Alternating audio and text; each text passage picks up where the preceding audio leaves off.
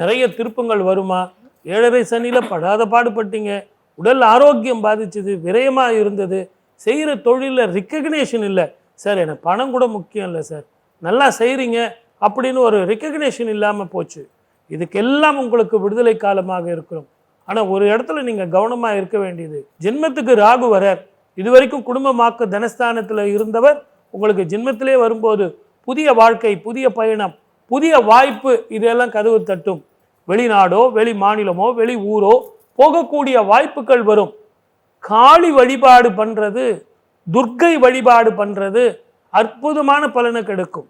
அதே மாதிரி உங்கள் ஜாதகத்தில் செவ்வாய்க்கிழமையில் ராகு காலத்தில் துர்க்கைக்கு தீபம் போட்டு வந்தீங்கன்னா அதை விட உத்தம பலன் வேற எதுவுமே கிடையாது. சிந்தனையை செதற விடாதீங்க, தெளிவான முடிவு எடுங்க, அற்புதமான வாழ்க்கை வரும். நம்பிக்கை தான் வாழ்க்கை. குரு 7ஆம் பார்வையா பார்க்க போறார்.